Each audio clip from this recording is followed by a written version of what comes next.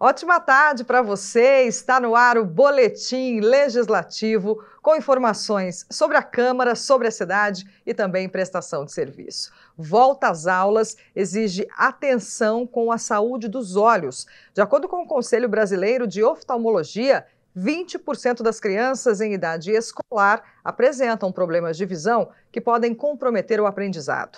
O programa Qualifica oferece curso gratuito de inteligência artificial. As informações a gente traz daqui a pouco. E uma parceria entre a Câmara Municipal e a Universidade do Vale do Paraíba preserva e divulga a história de São José dos Campos. Documentos do acervo aqui da Câmara e também do Arquivo Público são digitalizados e ficam disponíveis para consulta online. É o Pró-Memória que reúne registros sobre colonização, o Império, República, a fase sanatorial tão importante aqui para a nossa cidade, né? A ditadura militar e até a redemocratização. Esse documento é um marco para a história local. O Auto de Elevação da Vila de São José do Paraíba. Escrito há 258 anos, ele é um passo importante para a autonomia política e administrativa da nossa cidade. Digitalizado, o documento está disponível para todos. Ele conta todo o procedimento, por que estaria se tornando vila, conta a presença dos indígenas. Então ele tem passagens bonitas, mostrando, por exemplo, que a igreja, onde é a igreja matriz hoje, né, ela já foi refeita várias vezes, mas naquele local havia a primeira igreja de São José, e nessa igreja foi rezada uma missa com 400 indígenas, isso consta nesse documento, cantando um canto gregoriano em louvor ao fato do aldeamento estar se transformando em vila. Esse trabalho de proteção do passado é realizado pelo Pró-Memória, o programa da Univap para a preservação histórica da cidade. A equipe, formada por professores e estudantes de história, já digitalizou milhares de documentos. O Gustavo, por exemplo, trabalha há meses nas atas das reuniões da Câmara do século XIX. O Pró-Memória, ele tem esse ponto muito positivo de fazer com que a gente tenha contato diretamente com esses documentos históricos, enriquece a nossa formação, no sentido que a gente consegue ter um acesso maior à história de São José. E são muitas frentes diferentes aqui. Tudo para proporcionar uma visão completa do desenvolvimento social, cultural e político de São José. A gente está levantando o nome, todo o histórico do nome das ruas da cidade. Quem é a pessoa homenageada por trás daquele nome. Nós estamos digitalizando toda a documentação do Fórum de São José dos Campos, do primeiro e segundo cível, e essa documentação ela fica no arquivo municipal, no arquivo público municipal, e a gente vai trazendo aos poucos e digitalizando.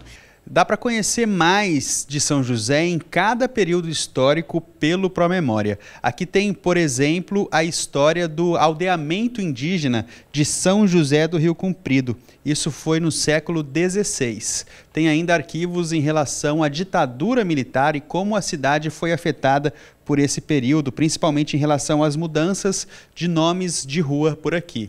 E acessar todo esse conteúdo é bem fácil, viu? Com alguns cliques você pode ver tudo aquilo que já foi digitalizado. Milhares de documentos ainda devem passar por esse processo de digitalização.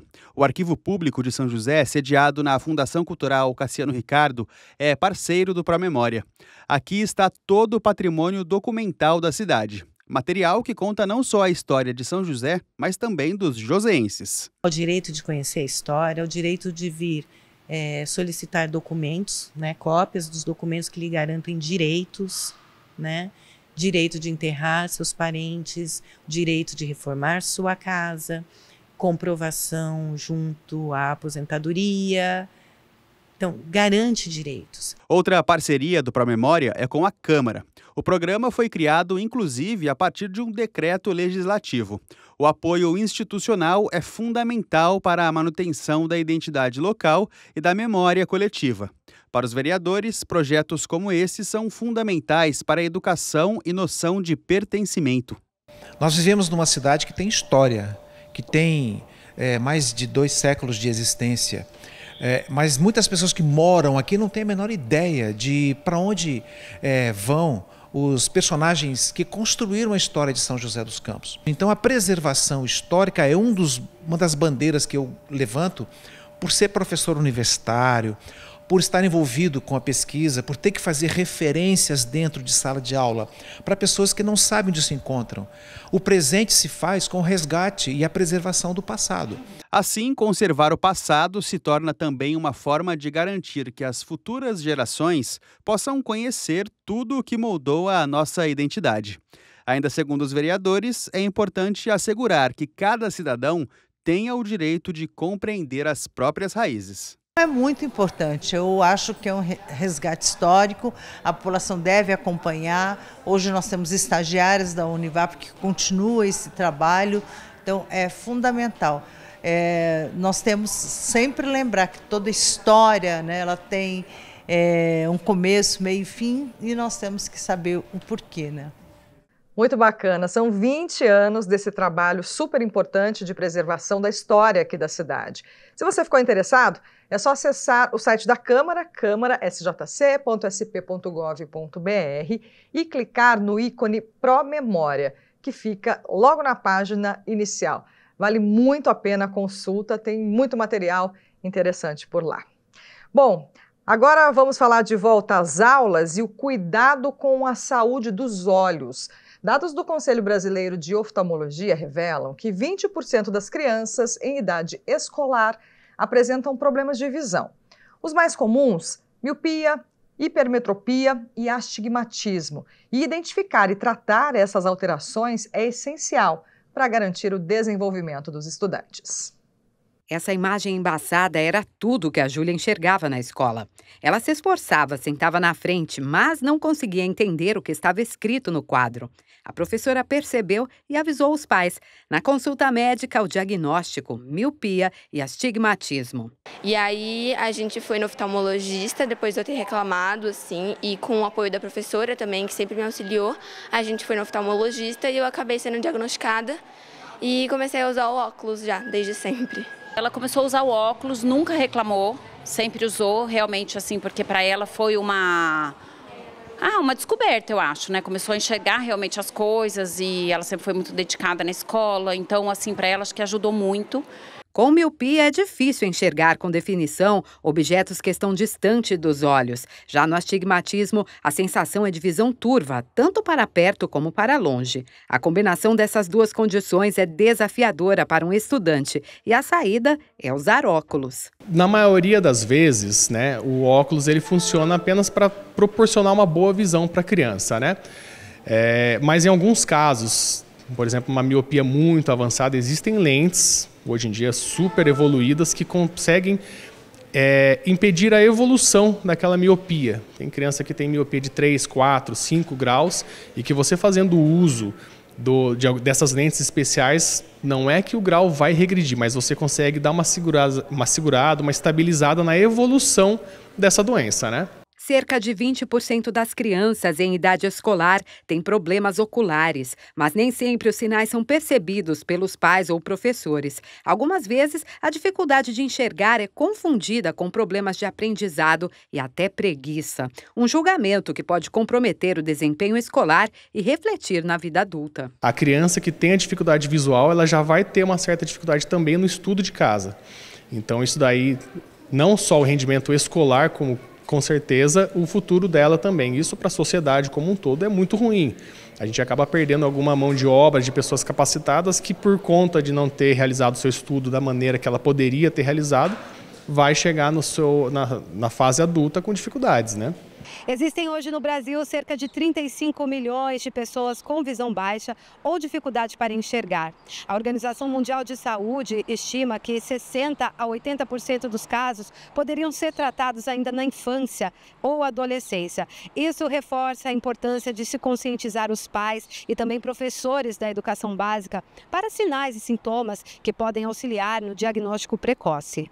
Se a gente for parar para analisar, se você tem uma criança que na sua fase escolar aos 7 anos de idade já começa a ter essa dificuldade, e isso durante os 15, talvez 20 anos de estudo que ela vai ter na vida dela, com certeza vai ser afetado. A gente está falando de uma fase muito importante do estudo. Às vezes, com uma consulta simples com o oftalmologista, a gente consegue resolver essa questão e proporcionar para essa criança uma evolução melhor. Pensando em facilitar o diagnóstico e garantir tratamento ocular ainda na infância, um projeto em tramitação na Câmara quer garantir que escolas municipais possam oferecer exames oftalmológicos gratuitos aos alunos. Outra proposta que também tramita na Casa prevê a doação de óculos para os estudantes diagnosticados com algum problema de visão. Como professora, a gente percebe que se tiver um programa de oftalmo logo na primeira infância ou quando a criança entra no ensino fundamental, isso ajuda no aprendizado, ajuda até melhorar depois um problema de visão que possa piorar no decorrer dos anos. Apresentei até um projeto nesse sentido. Eu acho que seria ideal as crianças entrarem no primeiro ano do ensino fundamental e ter um programa onde elas possam passar pelo oftalmo para detectar se tem algum problema de visão, porque isso pode ajudar muito o aprendizado dela. E a história da Júlia é um exemplo de que a atenção à saúde ocular na infância faz toda a diferença. Agora, na 8ª série, ela segue como uma estudante dedicada. Aceitar o uso dos óculos a fez enxergar o mundo de forma diferente, com mais clareza e nitidez. Um convite ao aprendizado. Às vezes eu tô muito cansada, eu tiro o óculos e aí eu não consigo prestar atenção em nada, tipo, focar mesmo, sabe? Porque além da visão às vezes doer um pouco, você fica meio perdido. E aí com o óculos eu consigo prestar mais atenção, focar. Então acho que se eu tivesse realmente sem, teria me dificultado essa parte mais escolar. Pesquisa do Instituto Locomotiva mostra que 1 em cada 3 crianças tem perfil aberto nas redes sociais. Especialistas alertam para os riscos. Se a Elaine deixar, a Rebeca fica o dia todo no celular. E é justamente esse uso exagerado que acendeu um alerta na mãe. Aos 9 anos, a Rebeca ganhou um smartphone e passava boa parte do dia jogando, concentrada na tela. Aí a Elaine decidiu confiscar o aparelho. Agora o uso é controlado. Ela ficava muito tempo, assim, os dedinhos ali, olhar, jogando muito, né? Outras coisas no YouTube, outras redes sociais que ela via, e ela começou a ficar muito nervosa. Quando era hora de tirar, ela passava o dia depois emburrada, quando precisava fazer alguma coisa, ela até fazia, porque é a mãe que está pedindo, né? Mas nervosa, não querendo fazer, agitada. Hoje, os jogos já não são mais um espaço individual. A Rebeca pode conversar com milhares de pessoas, como se estivesse numa rede social. E essa é a maior preocupação da Elaine. Tem jogos que são interativos, eles jogam com outras pessoas, então eu tive que orientar, né, a respeito de que não eram só crianças que estavam ali para ela tomar cuidado, né? E então a gente fica ali em cima, fica olhando, fica observando o que está fazendo, né? O celular que era dela, eu tive que tirar porque eu vi que ela não tinha maturidade suficiente para isso. Então hoje ela joga assim, ela vê as coisas, mas no meu. E aí no meu tem bastante restrições, eu consigo saber exatamente o que ela está vendo lá e ela sabe. A exposição no ambiente virtual tem se tornado maior a cada dia. 93% das crianças e adolescentes brasileiros têm acesso à internet, segundo o estudo do Comitê Gestor da Internet no Brasil. Delas, 83% têm perfis em plataformas digitais, como WhatsApp, Instagram, TikTok e YouTube. Apesar de não permitirem que menores de 13 anos tenham contas, 60% das crianças entre 9 e 10 anos abrem perfis nesses sites. Essa psicóloga explica que a exposição à sociabilidade sem barreiras tem consequências para a formação. Ali ele vai entrar em contato com... Ele vai começar a fazer comparações com outros colegas, com influencers, e a partir daí ele começa querer se sentir, ele começa a sentir que ele precisa de aprovação através das curtidas, através dos comentários, e aí isso pode gerar ansiedade, pode gerar insegurança e até a depressão nas crianças. Além da preocupação com o comportamento, tem ainda a segurança. Um levantamento do Instituto Locomotiva aponta que 1 a cada 3 contas atribuídas a crianças e adolescentes de 7 a 17 anos em redes sociais no Brasil tem perfil totalmente aberto. Ou seja, qualquer pessoa pode ver o que elas postam, fazer comentários e enviar mensagens. Número que essa advogada considera preocupante, principalmente quando o assunto é a proteção de dados pessoais. As crianças deixam perfis abertos, os pais não estão monitorando, então pessoas que não deveriam ter acesso a esses perfis têm acesso a saber o que a criança faz, qual escola a criança frequenta, até mesmo o que a criança come, o que ela não come, se ela tem alergia ou se não tem. Então, isso, nas mãos de pessoas maldosas, infelizmente, pode ser um grande risco. Alguns cuidados podem ajudar os pais a manterem os filhos longe de perigos. A fiscalização deve ser constante e é preciso ter controle sobre os sites que as crianças acessam. Também é preciso proteger o computador ou o celular de acessos indevidos. Por isso, evite links suspeitos, gerencie permissões de aplicativos e sempre desconfie de pedidos de dados pessoais. É um mundo novo para quem está legislando, para os pais que estão do outro lado, querendo educar e achando que não, eu sei que meu filho está assistindo uma aula que é muito bom, né? A gente tem esses dois lados, mas tem que ser monitorado. Por isso, ser cuidadoso e consciente no uso diário das redes sociais pode fazer a diferença. É o que a Evelyn faz. Ela tem 16 anos e sempre usa as redes sociais, mas mantém o perfil fechado. Com privacidade, ela acredita que terá mais segurança. Tem que estar sempre vendo o que a gente posta. Também com quem a gente conversa, né? Porque às vezes em aplicativos, em coisas assim, a gente não sabe quem são as pessoas que estão por trás das telas. Então, tem que sempre tomar esse cuidado. É isso, não dá para negar que as redes sociais fazem parte do dia a dia das crianças, né? Mas é preciso sempre a supervisão de adultos para evitar problemas. E já que estamos no tema tecnologia, olha que bacana, estão abertas as inscrições para o curso de Inteligência Artificial do programa Qualifica.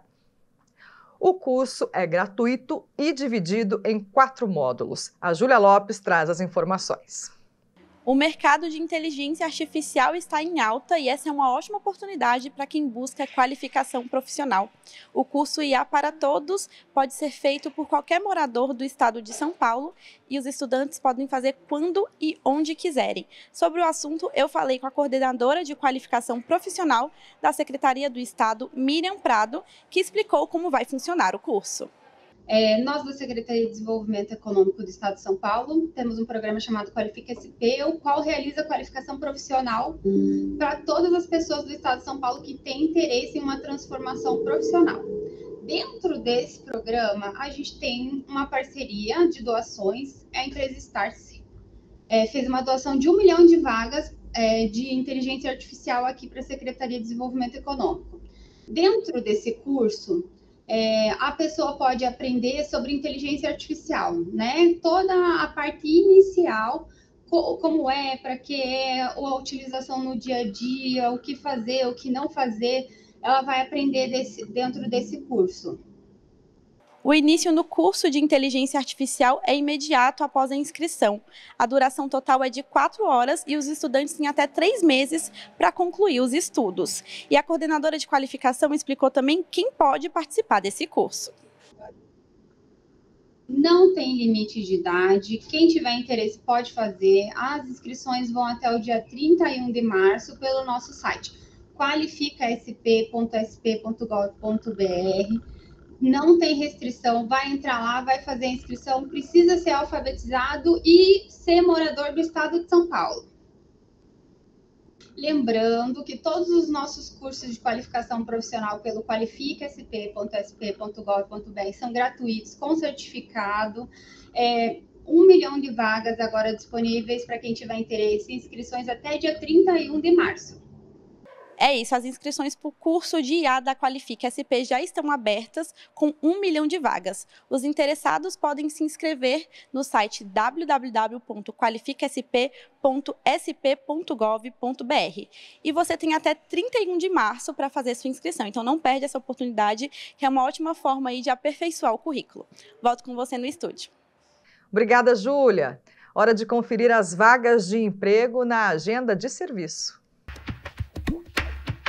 O PAT, Posto de Atendimento ao Trabalhador de São José dos Campos, tem oportunidades de emprego para açougueiro, ajudante de açougueiro, ajudante de obras, assistente de vendas, atendente balconista, atendente de lojas, auxiliar contábil, auxiliar de cozinha, auxiliar de desenvolvimento infantil, auxiliar de lavanderia, auxiliar de limpeza, auxiliar de logística, auxiliar de manutenção predial, auxiliar de mecânico de autos, azulejista, barman, churrasqueiro, cobrador interno, consultor de vendas, cozinheiro, designer de sobrancelhas, eletricista auxiliar, eletricista de instalações, empacotador, empregado doméstico diarista, estoquista, ferramenteiro, gesseiro, instalador hidráulico, instalador, reparador de linhas telefônicas e telegráficas, leitor de medidores,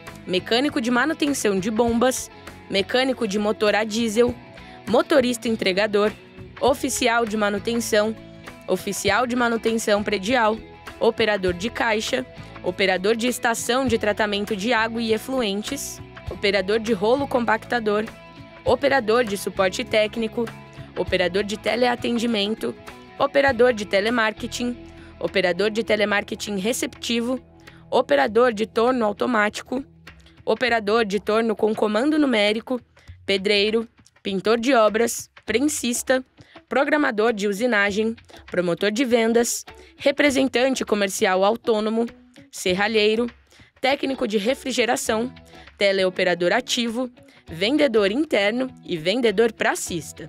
Ainda há vagas para pessoas com deficiência nos cargos de auxiliar de limpeza e operador de telemarketing ativo e receptivo. Para se candidatar é fácil, é só comparecer ao PAT levando o RG, CPF, carteira de trabalho e o cartão cidadão. O PAT fica na Praça Afonso Pena, número 175, no centro. E o mês de janeiro registrou o maior número de licenciamento de veículos desde 2021. Mais de 4 milhões de pessoas já regularizaram a situação do veículo. Vamos entender o que esses dados representam? O repórter Marvin Pinho está com a gente e vai trazer as informações. Boa tarde, Marvin. Boa tarde para você, boa tarde a todos que acompanham o Boletim Legislativo. É isso mesmo, um recorde registrado já nesse começo de ano, né? 4 milhões de pessoas anteciparam o pagamento do licenciamento já no mês de janeiro. Mas para entender um pouquinho mais do que isso significa, eu vou conversar agora com o nosso entrevistado, que é o Jonas Castilho, superintendente do Detran em São José dos Campos. Jonas, essa antecipação, o período de pagamento do licenciamento geralmente é no segundo semestre, né? Perfeito. O licenciamento ele começa a contar o calendário a partir do segundo semestre, né? Só que nesse ano, agora no mês de janeiro, nós tivemos 4 milhões de licenciamentos já realizados de forma antecipada. Isso é 4,4% a mais do que o mesmo, do que foi registrado em janeiro de 2024. Talvez dá para entender aí como uma questão de conforto para o pessoal, vai pagar o IPVA e já paga também o licenciamento? Perfeitamente, né? A pessoa que vai pagar o IPVA, ou seja, na cota única, ou vai quitar já o IPVA, ela tem a opção de pagar a taxa, o valor de licenciamento, né? E com isso ele fica mais tranquilo, né? Não corre o risco de, no período, no mês que tiver o licenciamento vencido da placa dele, no final da placa dele, ele sofre algum tipo de autuação, né? Por estar circulando sem estar com o veículo devidamente licenciado, né? O que pode gerar uma multa aí gravíssima de 7 pontos, de R$ 293, né? E ainda ter o veículo removido ao pátio. E é interessante você ter lembrado desse ponto. O licenciamento, o que ele representa, né? Por que nós pagamos o licenciamento? O licenciamento é uma autorização que você tem para você poder circular com o seu veículo nas vias públicas, né? O veículo que ele não estiver licenciado, ele não está autorizado a circular nas vias, né? Então, é o que pode sofrer uma fiscalização, né, de trânsito, e aí, nesse caso, ele vai ter o veículo removido ao pátio. Então, para que isso não aconteça, né, é importante a gente dar os canais de que forma as pessoas que não estão dentro desses 4 milhões podem fazer para já pagar quem ainda não tem em mente. Então, a pessoa que deseja antecipar, quando ela vai pagar ali o IPVA, ela pode também ter opção de pagamento agora via Pix, né, uma facilidade que o Detran está oferecendo para a população também. E aí, quando ele paga o licenciamento, ele vai precisar entrar no aplicativo do banco dele, ou buscar uma casa lotérica ou um serviço bancário. Com o número do Renavan, ele informando ali o número do Renavan, é possível ele fazer o pagamento do licenciamento. E para quem não fez essa antecipação agora, é só esperar julho, o começo do calendário. Quem não fez a antecipação do pagamento, agora em fevereiro ainda pode fazer o pagamento da cota única do IPVA, ou ele vai fazendo o pagamento parcelado ali do IPVA, e quando ele tiver concluído ele pode fazer antecipação. Se não, a partir de julho, né, aí começa a contar o calendário ali do final de placa, começando pela placa 1 e 2 em julho, e assim, consequentemente, as outras finais de placa, ele pode estar fazendo também o pagamento do licenciamento. É interessante até destacar aqui em São José, nós tivemos aí 55 mil aproximadamente proprietários antecipando o pagamento também. Esse número ele representa 3,3% do que foi registrado no ano passado. Então, a gente percebe que as pessoas já estão preocupadas com esse débito, né, que elas têm que arcar no começo do ano, e isso acaba trazendo para elas uma facilidade também, porque elas podem circular de forma tranquila aí, né? Isso é muito bom. Perfeito, Jonas. Obrigado pelas informações. Então é isso, gente. É importante estar atento a todas essas informações que o Jonas lembrou a gente, né? Os riscos de atrasar o pagamento do IPVA, mas é que o pessoal está precavido, muita gente antecipou, inclusive aqui em São José. Volto com você. Bacana, Mavi. Muito obrigada pelas informações. E segunda-feira é dia do quadro Seu Direito, aqui no Boletim.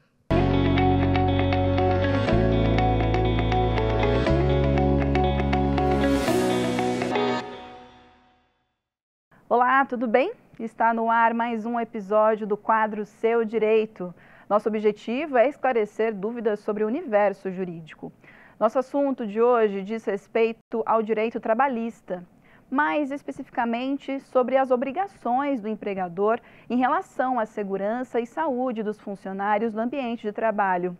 E aí, qual é o seu direito?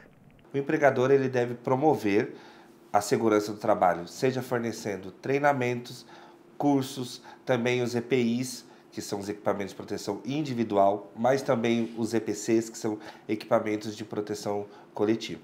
Se o empregador não fornece toda essa estrutura, em eventual caso de acidente ou doença do trabalho, ele pode ser responsabilizado moralmente e até materialmente em face do empregado.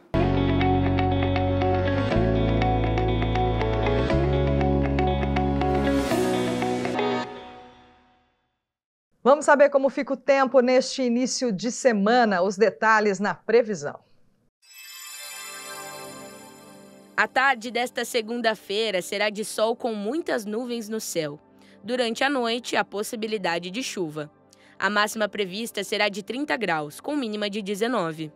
Amanhã, terça-feira, o dia começa nublado, com o sol aparecendo somente no período da tarde. A chance de chuva durante todo o dia. A máxima esperada será de 29, com mínima de 19. E o Boletim Legislativo desta segunda fica por aqui. Muito obrigada pela companhia. A gente volta a se encontrar amanhã. Até lá!